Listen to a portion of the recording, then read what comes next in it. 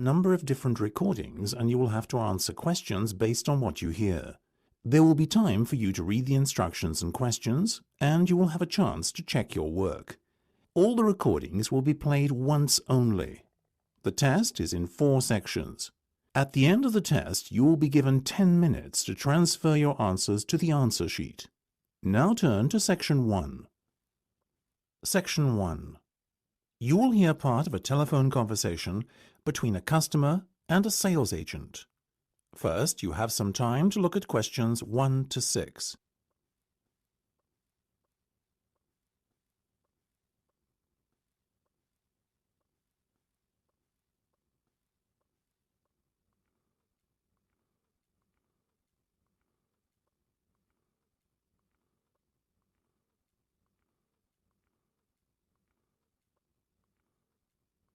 You will see that there is an example that has been done for you.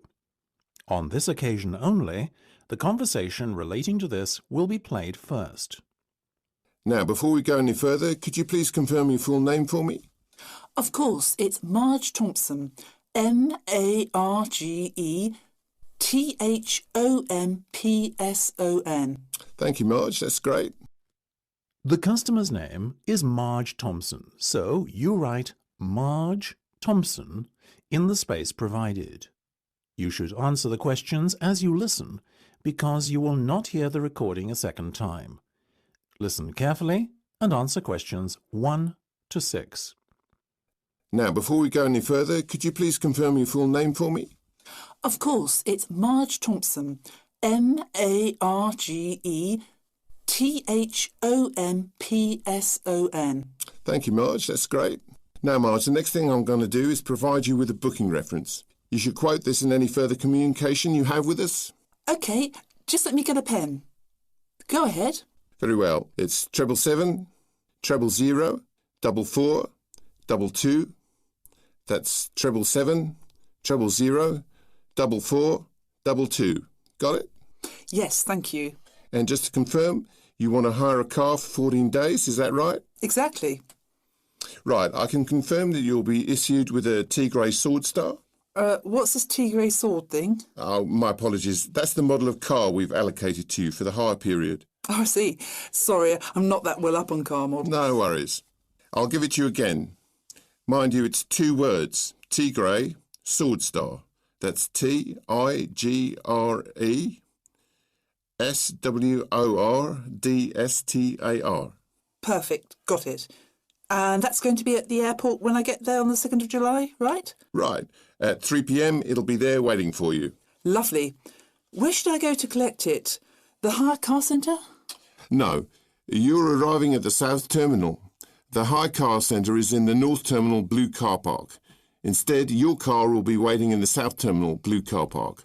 That'll save you a long walk. Oh, even better. And when do I have to have the car back by? Well, we give you a period of grace, so once it's back by the 17th of July, at or around 6 p.m, there won't be any problem. Well, as I'm flying back on the 16th, there certainly won't. I'll surely have it back by the return date, otherwise I'll be in big trouble. Indeed. Now, what type of insurance would you like? Fully comprehensive, of course. Naturally, right. We'll put you down for the comprehensive then, but I must inform you that there's an excess of £500. After that, you're covered for everything. Fine. That's pretty standard these days. Before listening to the rest of the conversation, you have some time to look at questions 7 to 10.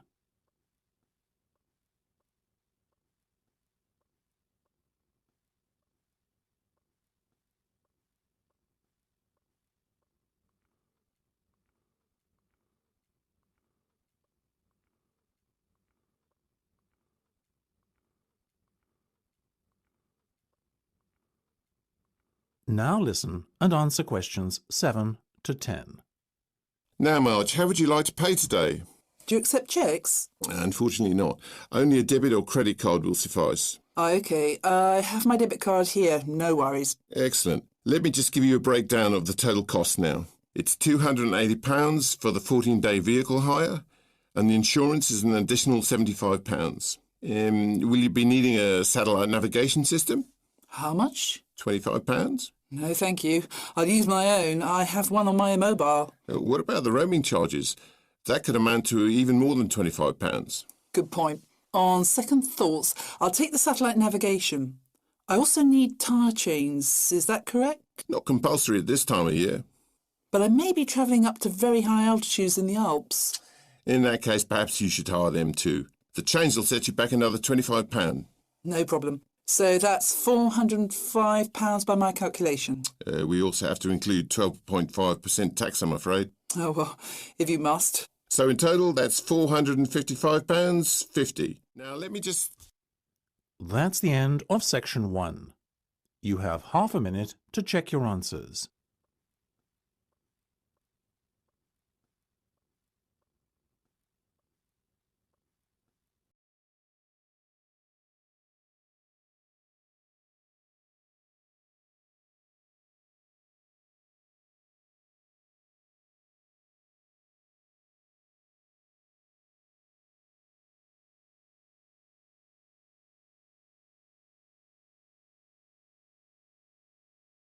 Now turn to Section 2. Section 2. You are going to hear a guide named Matt who is introducing their trip in Wildlife Haven. Now you have some time to look at questions 11 to 15.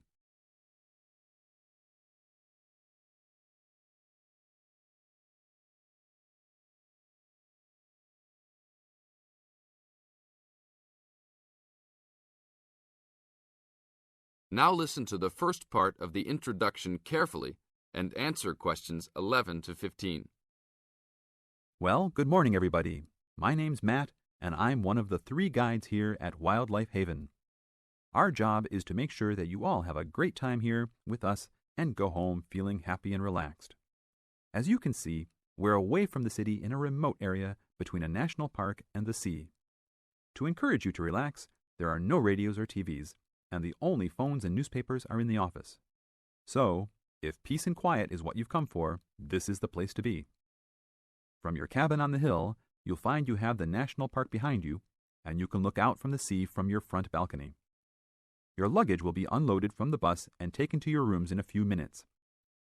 Once you have picked up your key at reception, please locate your room and check that all your luggage has arrived. The daily program here at Wildlife Haven is flexible and only as demanding as you want it to be. You should each have a brochure setting out the facilities and various walking tracks you can take.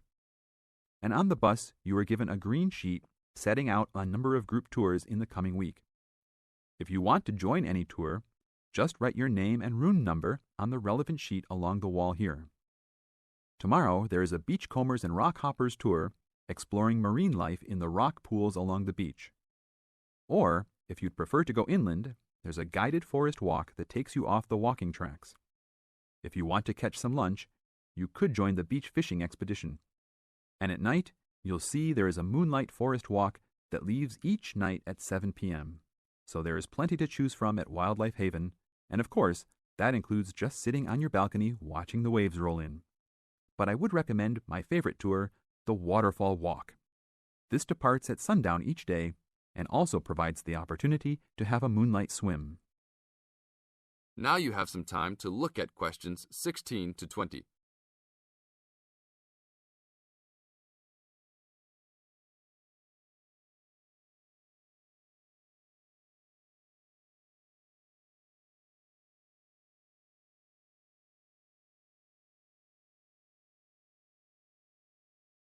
In the second part of the introduction, you are going to get some advice from Matt. Listen carefully and answer questions 16 to 20. You've chosen to visit us in January, which is one of our hotter months. And although you may be tempted to wear a minimum of clothing, you should always take precautions against injury, particularly in the national park. This includes sensible footwear. You'd be surprised how many of our guests ignore this advice and end up being sorry. And socks are a good idea too. And even though you might be under trees a lot of the time, it's a good idea to wear a hat in this hot climate. There's no need to be too concerned about walking in the national park, provided you use common sense. It's true that there are poisonous spiders in the park, but they are really more frightened of you than you are likely to be of them. I should also warn you against eating any wild berries. Some are edible, but you should avoid them all. We'll provide all the food you can eat. Well, that's about all for now. Dinner is from 6 to 8 p.m. in this building. This is the end of Section 2. You now have half a minute to check your answers.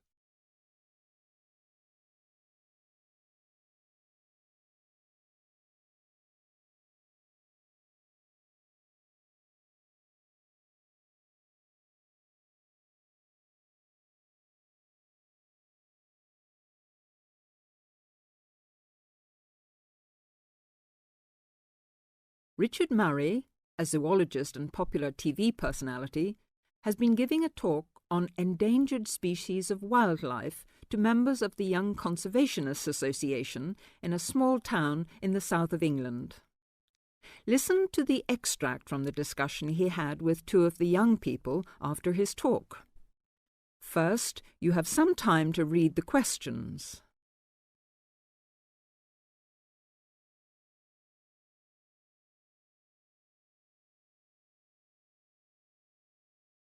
Now, here is the talk. What would you say, Mr. Murray, are the main reasons that so much of our wildlife will have died out by the end of the next few decades? Well, Tony, we can't, of course, rule out the effect of urbanisation due to the spread of population. But apart from that, I believe there are two reasons which, in a way, are like the opposite ends of a piece of string. If you tie a knot in that piece of string, you end up with a circle, and whichever way you go round, it's going to turn out to be the same. I don't think I quite get that, Mr. Murray. Well, let's put it another way. It's rather like a film. You've got the good guys and the bad guys. They're pulling in opposite directions, but when it comes to the final showdown, it's hard to make out which is which. What are your two reasons, Mr. Murray? I call them greed and caring. Greed and caring? Yes, I know they don't seem to have much to do with one another, but think about it.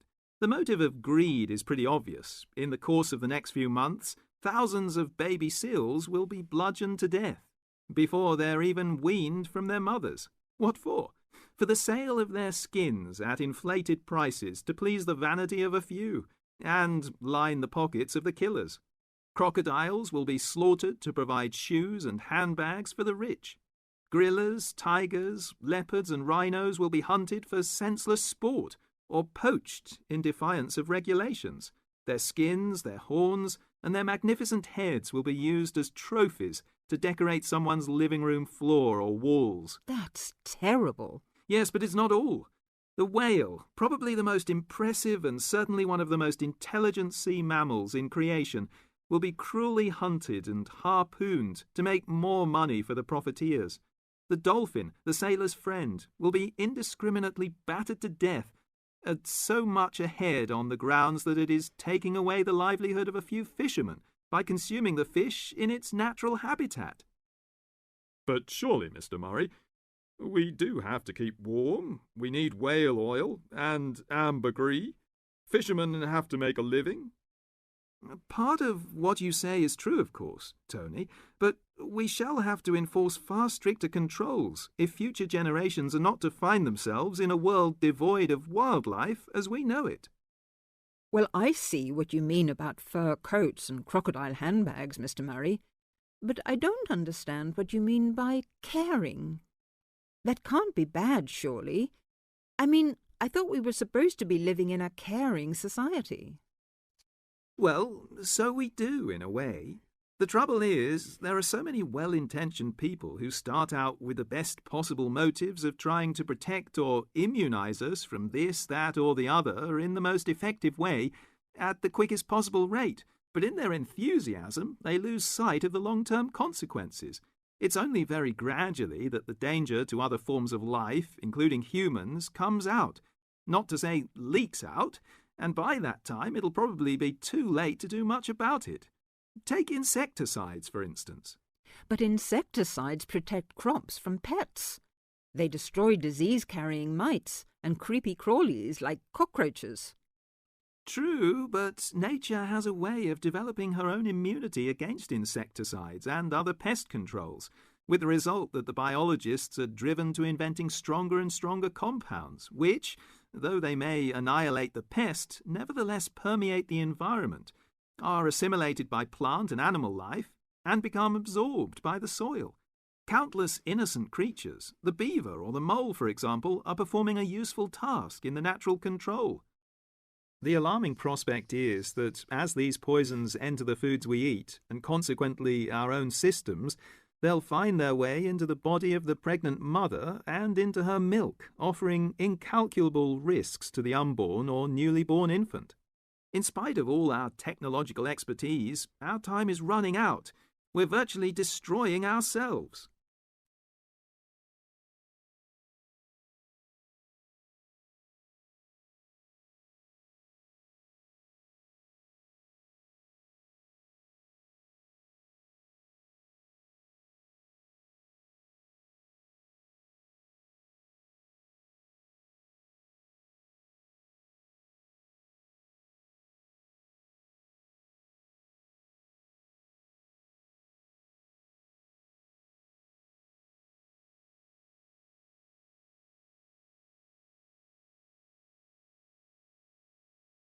Now turn to Section 4. Section 4. You will hear the first part of one lecture, in a series of lectures about environmental issues. First, you have some time to look at questions 31 to 40.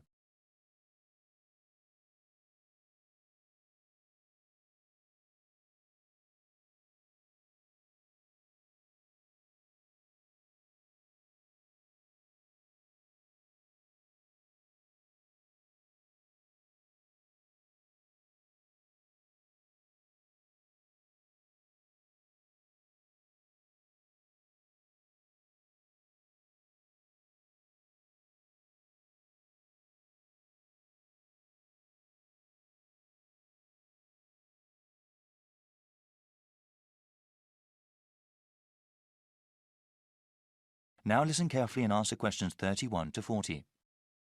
In this lecture series, we have been looking at the most pressing environmental issues that the world faces. One of those issues, global warming, has become very fashionable to talk about in the past decade. Though I'm not trying to diminish its importance as a problem, it must be understood that the effects of an increasingly warm planet will not be seen for many more decades. One problem affecting the lives of people right now is the scarcity of water. The need for fresh water will only increase as the world's population grows, especially in developing countries. In the future, changing weather patterns that come with global warming will only make the problem worse. People need water to drink, cook food, shower and wash clothes. Most of the planet is covered with water, but unfortunately only a tiny percentage of it is fit for human use. Of all the water in the world, less than 3% is fresh water. More than 2/3 of that remaining percentage is locked up in glaciers in Greenland, Antarctica and elsewhere, also unavailable for human use.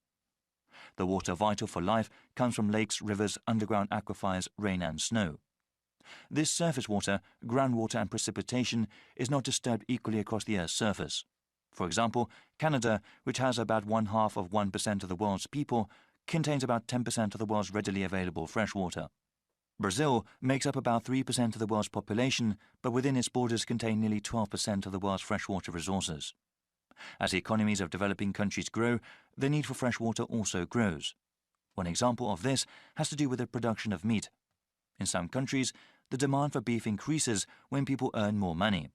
However, raising cattle is incredibly water-intensive, requiring about 15 tons of water for 1 kilogram of grain-fed beef.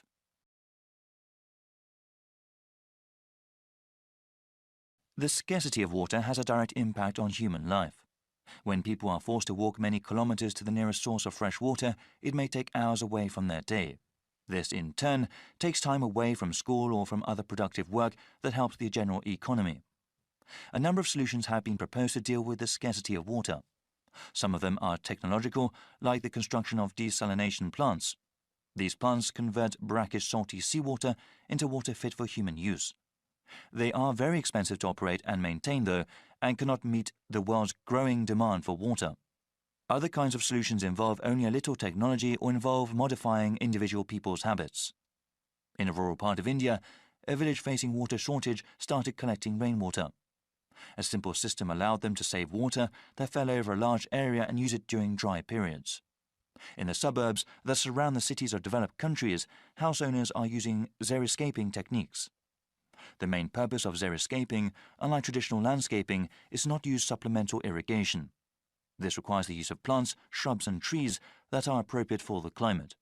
In dry areas, this means planting ones that use less water. In the future, many countries will need to use a variety of these techniques in order to provide enough water for their citizens.